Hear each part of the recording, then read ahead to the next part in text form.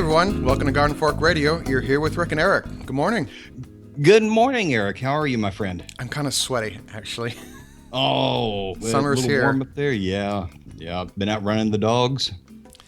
Yeah, they don't do well in this either. But we have we got big plastic. They're cement mixing tubs actually, and they're Labrador tubs now. So and they're really inexpensive. They're like less than $10 at the big orange store or the blue store, and you just fill them with water, and they're like right in there.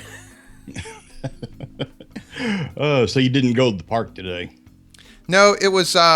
It's just a little warm. So Yeah. It's warming up fast here, but we've been having lots and lots of rain. I think we probably had 3 inches, but it's all been in just about a half-inch increment over the last couple of weeks, and so it comes along just about the time you need it. My tomatoes look wonderful out there. Well, let's talk about our tomatoes. How, mine are abysmal. So, Oh no. Well, this is the first year, I had to start over. I had some sort of curly leaf disease that just spread from plant to plant to plant. And so I got rid of them, destroyed the vines, did not put them in the compost, and then got some more tomato vines and put them in a different place. Of course, you don't put a plant back where another one's been sick. right.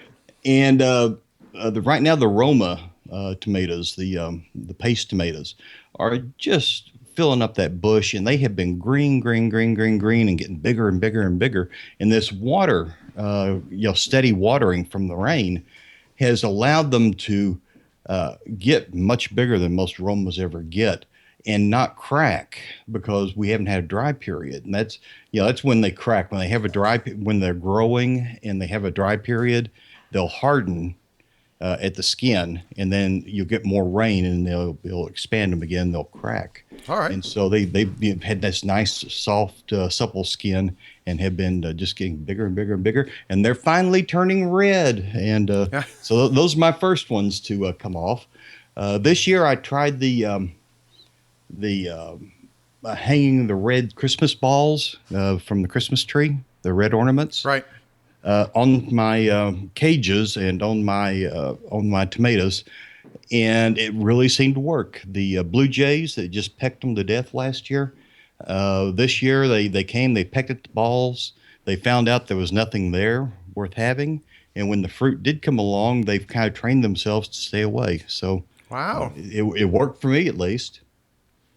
I thought when we first talked about that, maybe that was some running joke. They're like, let's get Rick to hang red Christmas balls in his tomato plants. Well, if you do it right, it's a twofer, because you can, you'll save your tomatoes, but you'll also get the neighbors thinking you're crazy. And in my case, I count that as a twofer. Yeah, because then they'll leave you alone.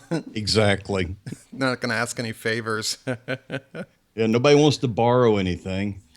I'm seeing here on the news that Bert's Shavitz died. Yes. Bert's Bees, the founder of it, he was 80 years old.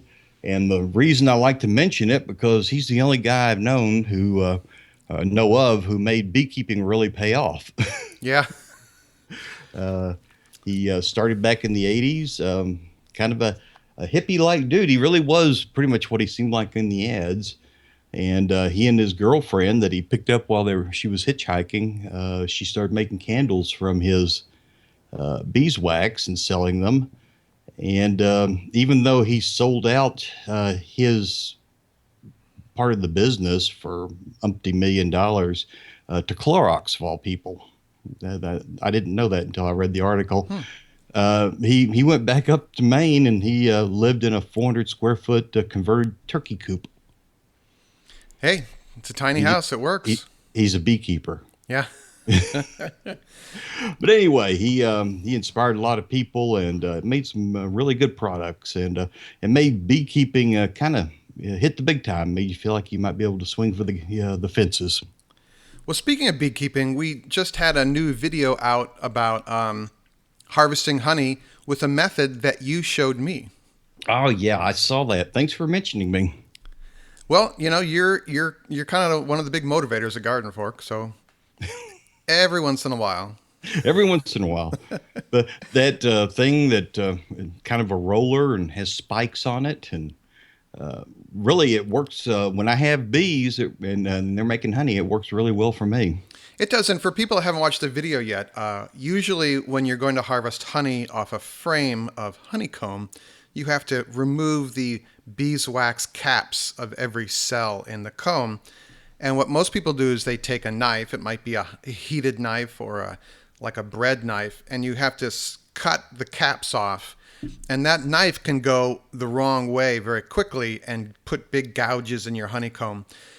And that just makes it more difficult for the bees to rebuild the comb because you're going to put it back in the hive for them to use. And it also adds a lot of beeswax into your honey that you have to then strain out. So Right. this roller, it looks like a kind of a bad back massager or something, you know. Right. It's I got always a think bunch of it of as a hair roller, for women. yeah, Except, it's got a bunch of little nubs sticking out of it, and they are spaced such that they will punch a hole in each cell of the honeycomb, and you have to go back and forth a couple times. I found that if you did too hard, you would crush the comb, but right. it went much faster. It wasn't nearly as messy, and you didn't get nearly as much beeswax in your honey. And I'm not big on filtering the honey anyway. I just run it through a strainer. I don't filter it. Oh yeah, we don't filter, we strain. Do you? I do it into a 5 gallon bucket. You can get those from particularly around May and graduation time. You can get all the 5 gallon buckets you need at the bakeries. That's what all the fondant, the frosting comes in. Oh, there you And go. Yeah, food yeah, grade plastic. That's what you yeah. need. And then I use a paint 5 gallon paint bucket strainer and just strain into it. In fact, we'll be doing a lot of that this weekend. The Beekeepers Guild of Southeast Virginia will be having their annual extractaganza this Saturday down at the Ruritan Club down in Chesapeake. So if you're in this local area and you'd like to come, stop on by. We'll be there all day. Yay. Yay! All right, everyone. We're going to talk about one more beekeeping thing, and then we'll get off the beekeeping thing, okay? Oh, that's Okay. right. There are people that don't like it. Stop sending me stuff about the flow hive. Yeah. Sure enough, I put a beekeeping video up, and people were like, "Oh, I'm not going to harvest honey that way. I'm going to use the flow hive. It's much easier." And then so there's this. I'll just call it a discussion on that video on our YouTube channel about. I was trying to be polite and not say that these people don't know what they're doing.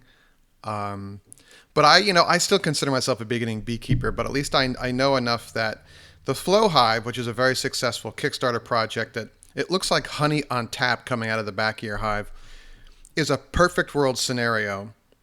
And actually, Rusty at Honeybee Suite said it best because she wrote 2 different posts about how she was not going to use the Flow Hive. Extracting honey or removing honey from the hive is something you do once or twice a year. Right. And for the other 363 days, you have to take care of the bees, which means opening the hive, checking for disease, making sure the queen is alive, making sure a mouse hasn't moved in there. And you will get stung. Right. So I'm just like, just stop emailing me about the flow hive. Yeah, I think people will use it, like she pointed out, as an excuse not to take care of their bees. And there are just too many diseases, and particularly the varroa mite now. Yeah. You've got to get in there and be really proactive, and you got to stay on top of it. That means opening the hive real often. And I'm not saying that the flow hive people are pushing that message. Right. I think I've seen their videos. They seem like really good guys, and yay for them that they're creating interest in beekeeping. But people are kind of putting their own impression on. They're like, oh, I'm going to have this gizmo and never have to touch the bees. So, Well, so again, not bashing let's the flow face hive it, people. beekeeping is kind of a lazy man's occupation, and so anything you can do to be more lazier, Yeah. we'll find a way to do it. You know, what's actually easier than beekeeping is making maple syrup because you only have to do it for like a week and then you're done. Hey, we had a really nice review on our Garden Fork Radio iTunes page. If you leave a review, I will read it. And if I don't read it, let me know. radio@gardenfork.tv is the email address. But Jason Greenthumb wrote in early July, the title is Every Man's Podcast. This podcast is great. Eric explains things in a way that makes everything easy to understand and follow. He has great topics for every listener.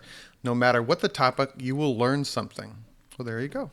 Wow. Well, thank you. Thank you, Jason. Yeah, that's nice. But then, I heard you did a solo podcast just last Yeah. week, and you brought up, you were talking about the replacing a toilet thing. You do a lot of toilet shows. Yeah, I'm not going to talk anymore about toilets, okay? Garden fork is in the toilet. That's all I can say.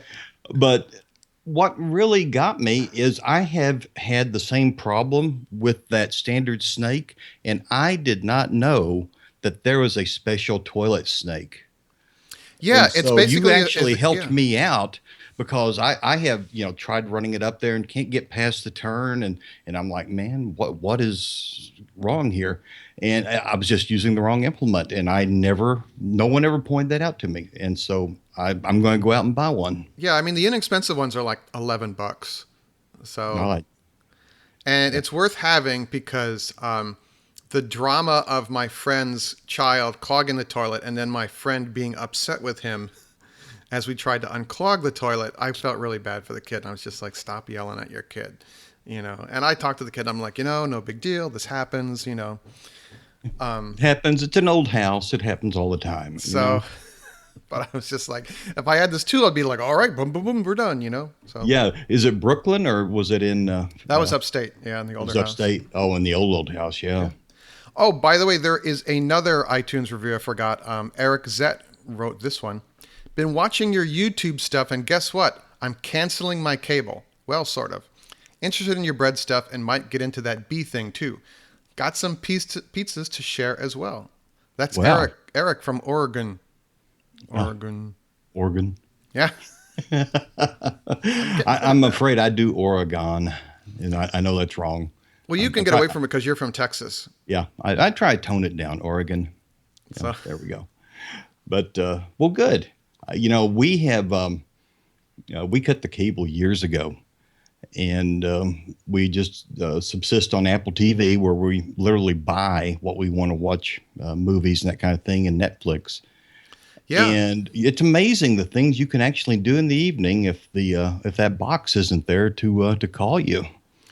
So I have switched over to we never had cable television. We've had cable internet access, and I bought the Apple TV, which was like $99, I think. And I think I bought a refurbished one from the Apple site, the apple.com store site.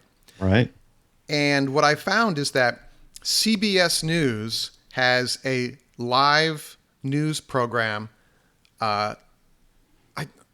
It's an hour long. I think they record it like every 4 hours and they play it, 4 times and they re-record it and play it another 4 times. Right. But whenever I want to get the national, international news, it's on Apple TV. You just go to CBS News Live and you click on the live news button, and it doesn't matter when you drop into the program.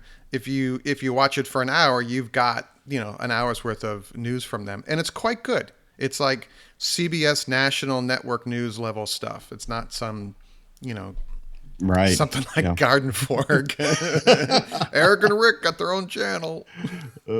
Well, but we found out we're a lot saner since we cut the cable. We now I'll catch NPR's rollover of the news once in the morning, just that little 5-minute blurb they do, and I won't check the news again unless if I see a news flash or something big going on. I won't check it again until the evening, and I'll just listen to another one of the little NPR rollovers. That's all you really need to know. People are making themselves absolutely crazy by just trying to stay on top of every little incident and thing that happened. And they're depriving themselves an awful lot of peace and joy, I can tell you. Yeah, I was a little bit of I'm a big news guy anyway. I actually have a printed newspaper delivered to me every morning. Wow. And that's retro, man. But I have the New York Times printed paper, and I also have the digital version of it. Mm-hmm. And when I look in the analog printed version, I actually find articles that I would not have found in the digital version. Oh, sure. Just because of the way it's laid out. Because you just kind of go page through page, and you're like, oh, I didn't know that. You know. So it's kind of interesting. And there is that wonderful morning ritual of sitting with a newspaper and just leisurely turning through it as you're drinking your cup of coffee, Yeah, that's or what I did this morning. your 5 cups of coffee, Yeah. which is what I do in the morning.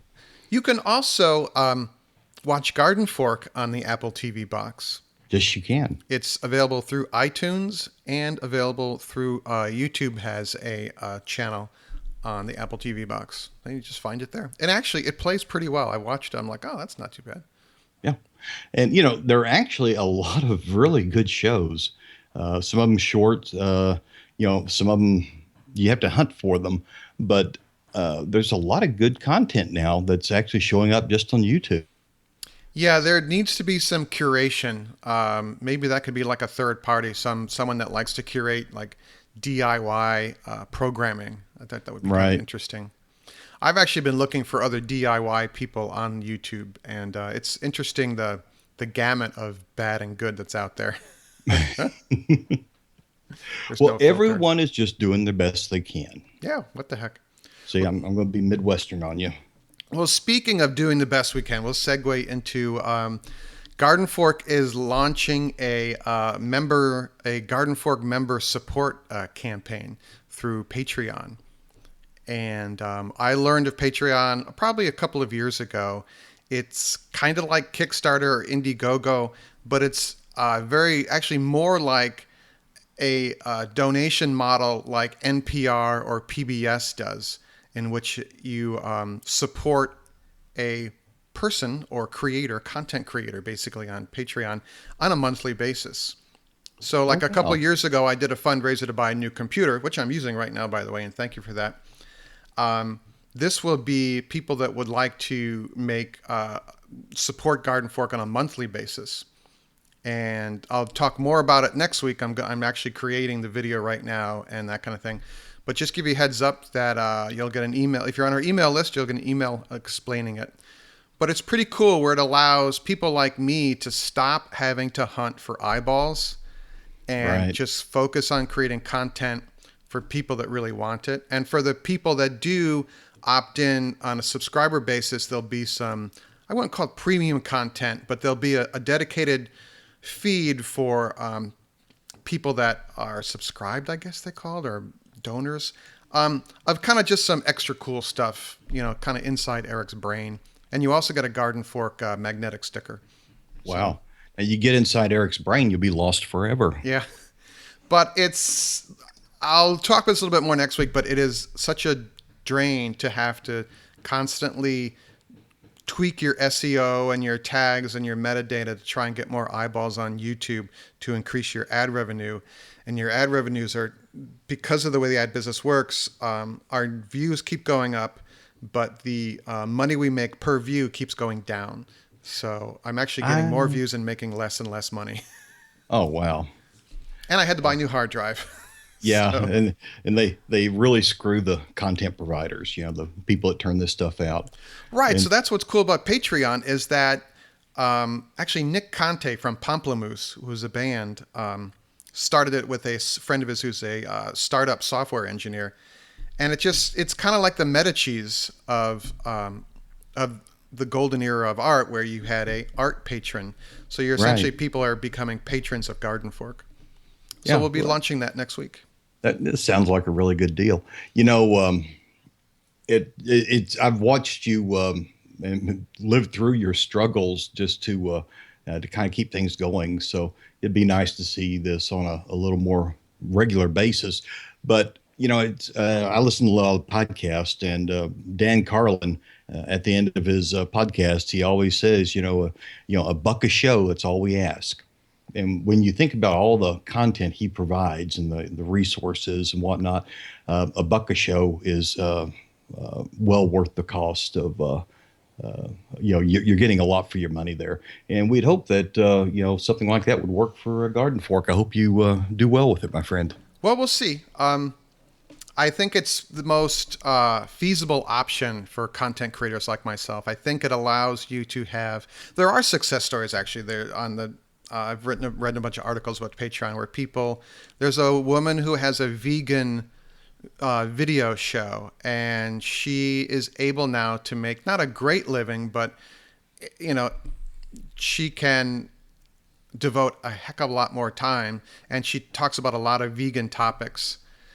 And they're kind of some of them are like these question and answer videos, and I'm like, oh, I kind of wanted to know that too. It's like, is honey vegan or is butter vegan? What about the vegan ethics of horseback riding? Interesting stuff. And she doesn't have a very large audience, but she has a very dedicated audience that appreciates the content. So it's just kind of cool. So it'll allow, I think, a lot of niche content providers and creators to kind of sustain themselves. So I like that. Yeah. Well, I'm all for it. I hope that it works well. You're not in it making a lot of money, but you'd like to at least break even sometime. Well, speaking of spending money, I Uh-oh. did an experiment last weekend. The New York Times had an article, a food section. The whole food section was dedicated to outdoor cooking. And Matt and Ted Lee, who I have mutual friends with, they are these Southern cookbook authors and food experts, I'll call them. They did a grilling article You're about, not going to grill. You're not going to grill possum, are you? no, they grilled steak right on charcoal, directly, no grate. They call it barracuda grilling. You basically take a steak that has a dry rub, you put it right on, and it has to be chunk charcoal, not the manufactured briquettes. Right. But there is a gentleman, I think his name is Dan Burns, has a restaurant in Dallas, Texas called Smoke Restaurant. And Mm-hmm. he cooks all his steaks right on chunk charcoal. And it was quite an experience. We're going to make a video about it next week. But boy, that was a good steak. And I Well, got a cheap cut of steak too. These guys were doing these like T-bones that are 4 inches thick. I didn't get that. oh, wow. Well, that's interesting. I have seen things like that done back in our sailboat days. We'd see it on the beach with fish. Yep. A lot of guys be out spearfishing, and they'd bring in some fish, and we gut them and have them, and just do the skin side down. And that was kind of sacrificial anyway, and right on the coals. Mm-hmm. But I have never seen this with the steak.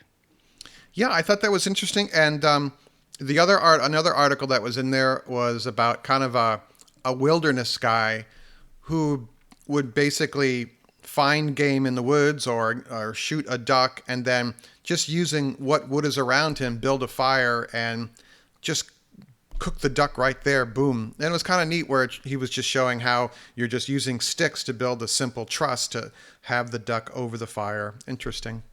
Sure. What they said in the article, which I thought was neat about the steak right on the coals, is that you don't get that flare up that you get a lot of times when you're cooking meat on a charcoal and the fat drips down onto the coals and then starts a little fire. Because when Right. the meat is right on the coals, there really isn't any oxygen between the meat and the coals, so that fire can't start. So you I don't hadn't get that. thought about that. Yeah, yeah. Yeah, because boy, I had a big flare up. We had a kind of an all Navy 4th of July over here, and had a bunch of people over, and I did hot dogs, slider. We call them sliders and rollers and yard bird in the backyard, and I had some big flare ups with my hamburgers right over the hot coals, all that fat dripping down. Yeah. And that one, it's not good for you. It's supposedly once that fat burns and the smoke is kind of a carcinogenic, they think. And but it also gives the hamburgers a funny taste. And so you have to control all that stuff. And this sounds like, I mean, you can't do a hamburger obviously in this way, but it sounds like it could be interesting. What do you do about just getting the wood ash off of your steak? Well, I think it's okay to eat wood.